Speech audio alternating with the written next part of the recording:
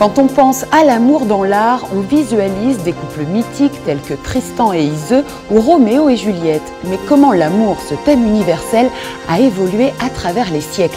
Le musée du Louvre-Lens nous éclaire avec une expo où le sentiment amoureux se décline en 7 chapitres. Alors, du langage du cœur au langage du corps, il n'y a qu'un pas. Et la Fondation du Crédit Mutuel Nord-Europe est le principal mécène de cette exposition.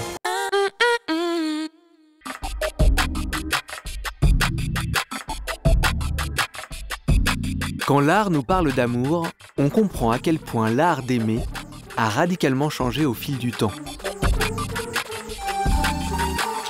Et c'est cette histoire des rapports amoureux que nous raconte l'exposition Amour au Louvre-Lens.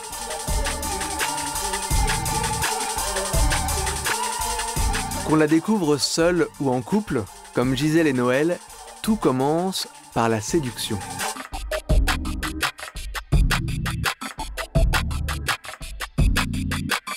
La séduction, où l'on découvre que l'histoire des manières d'aimer commence mal, où l'on apprend que les histoires d'amour originelles, sous le signe de la séduction, provoquent la perte de l'humanité.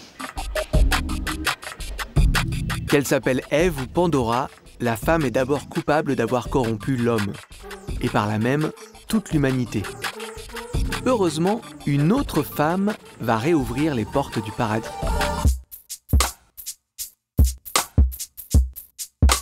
L'adoration, où l'on voit comment dans le christianisme, la Vierge a rouvert les portes du paradis, fermées par la faute d'Ève.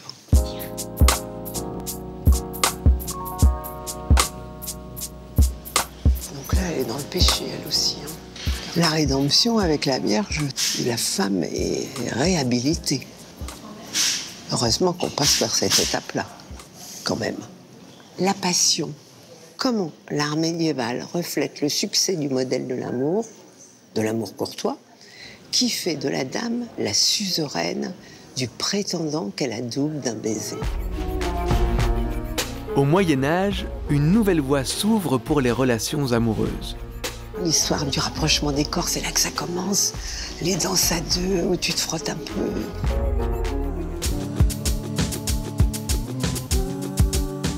Les chemins qui mènent à l'amour vont être dessinés au XVIIe siècle dans la fameuse carte du tendre. Ce bonheur de l'amour partagé mène les couples tout droit vers la recherche du plaisir. Alors surtout, tu vas pas dans le lac d'indifférence.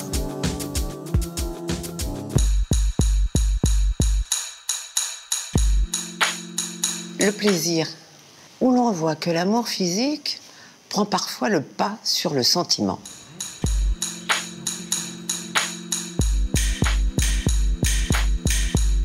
On les voit tous s'étreindre dans tous les coins, c'est incroyable.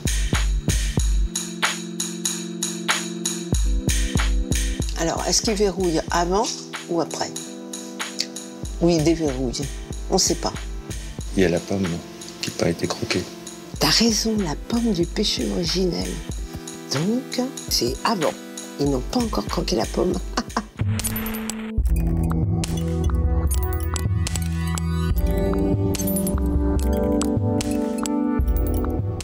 Il l'entoure de son bras avec une puissance. C'est sa relation qu'elle est en train de décrire là, avec le chavirement des corps et la pulsion qu'elle a vers Rodin. C'est fusionnel.